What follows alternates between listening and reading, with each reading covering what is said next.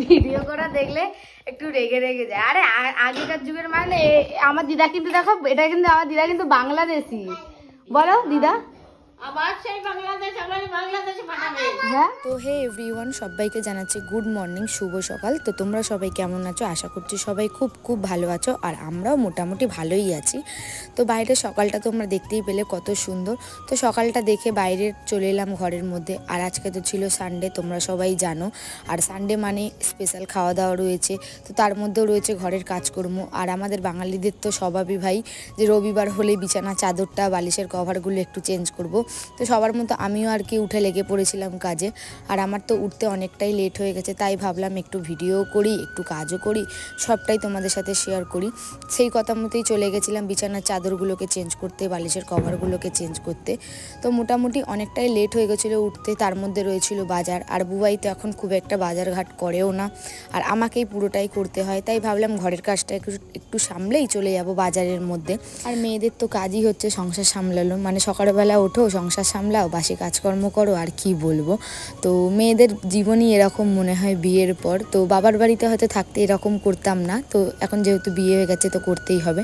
তো ঘরটা আর কি পরিষ্কার করে বিছানা টান টান করে চাদর ফাদর চেঞ্জ করে চলে এসেছিলাম রান্নাঘরে। আর সেদিনের ভিডিওতে একজন কমেন্ট করেছিল যে রান্নাঘরে যেহেতু ঝাড় দিতে নেই, তো সেই মতো আমি রান্নাঘরটাকে একটু মানে পরিষ্কার করে নিচ্ছিলাম একটা কাপড় দিয়ে, আর বাইরেটা আমি পুরোপুরি ঝাড় দিয়ে দিচ্ছিলাম। তো যাই হোক, আগের দিন আমি এরকম একটা ভিডিও করেছিলাম, তো অনেকেই ওখানে কমেন্ট করেছো যে তোমার এরকম ভিডিওই আমাদের ভালো লাগে, তুমি মাঝে মধ্যে এরকম একটু ভিডিও শেয়ার করবে। তো তাই ভাবলাম আজকেও আমি আমার জিনিসটা শেয়ার করি। আর বাবাই সকালবেলা উঠে এত নোংরা করে ঘর, তো আজকে যেহেতু সকালবেলা উঠে ঘর ফর আমি ঝাড় দিইনি, ভেবেছি রবিবার মানে একটু বেলায় রান্নাবান্না করব। আর উঠতেও তো অনেকটাই বেলা হয়ে গেছিলো।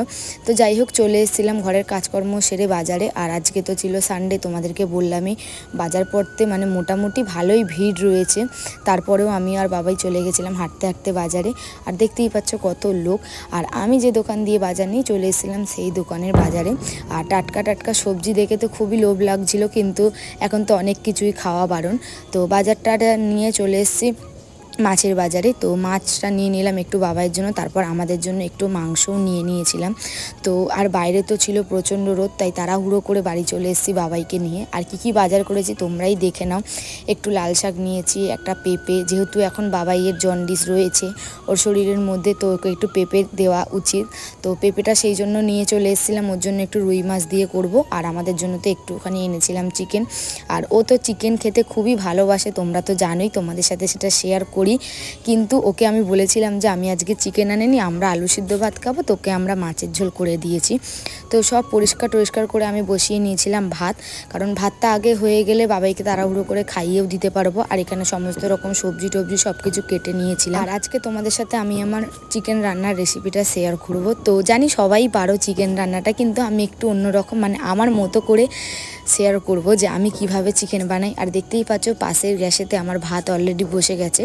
আর আমি সব পরিষ্কার ধুয়ে নিয়ে লেগে গেছিলাম রান্নার কাজে, কারণ অনেকটাই বেলা হয়ে গেছিলো। আর বাবাইকেও যতক্ষণ টাইম মতো খাওয়াতে হবে।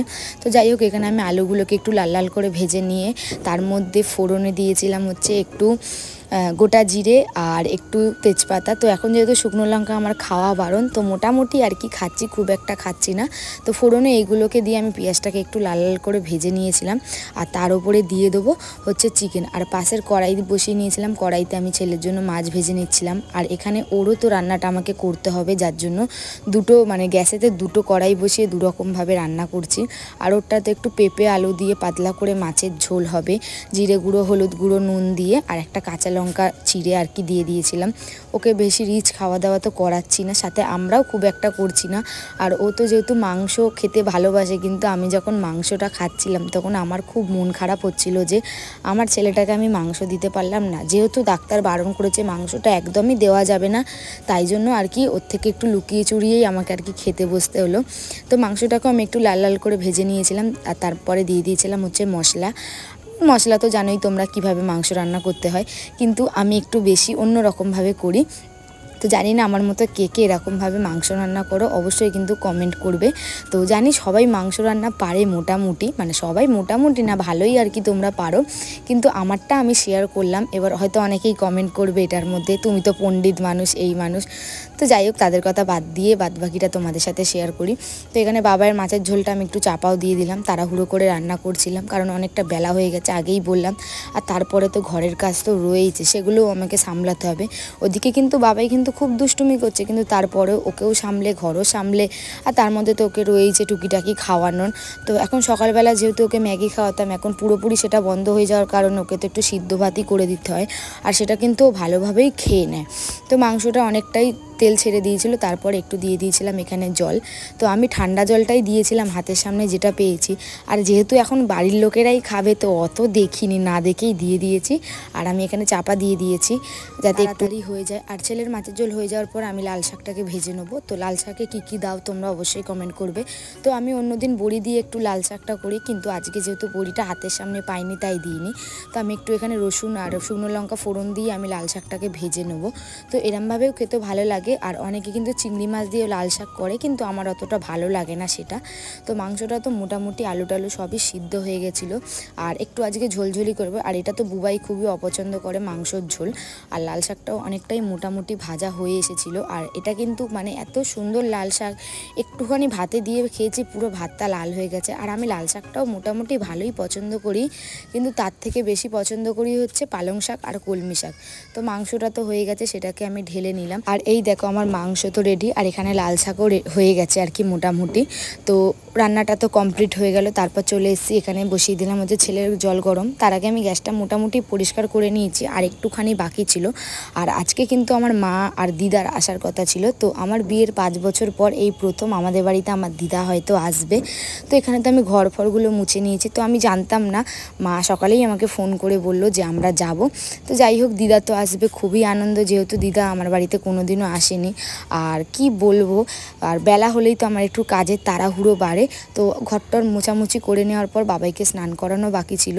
তো আজকেই এতটাই আমি তোমাদের সাথে শেয়ার করলাম। আর বাদ বাকিটা দেখো, আমি যেহেতু ভয়েস ওভারটা পরে দিই তাই জন্যই পরের সিনটা তোমাদেরকে আগের থেকে জানিয়ে দিলাম।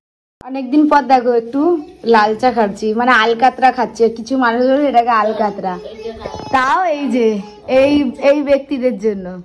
আর এটা হচ্ছে এই যে এটা হচ্ছে আমার দিদা, আর এই যে এটা ওনার মা, মানে আমার দিদা। এই প্রথম টিয়ার বাড়িতে এলাম বছরে। হ্যাঁ কি বলো কিছু টিয়ার ভিডিওতে।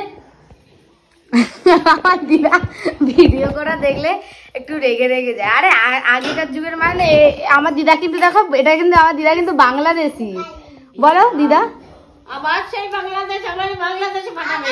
হ্যাঁ হ্যাঁ কি খাচ্ছে দিদুন, কি খাচ্ছে বম্মা, কি খাচ্ছে? পান খাচ্ছে। দেখ না দেখ, ওর হয় না জায়গা, ওটাতেই বসবে। দেখো এখন পান খাওয়া দেখতে পান যাচ্ছে। খাচ্ছে তো বম্মা। কি খাচ্ছে রে বম্মা, কি খাচ্ছে? কোনটা কে খাবে? চুন তো বম্মা খাবে, সব বম্মা খাবে। চুমুক খাবেটা আবার কি কথা? যা কিছু না না পান, ওটা পান তুই খাবি? যা থাকি যাও, তুই খাবি?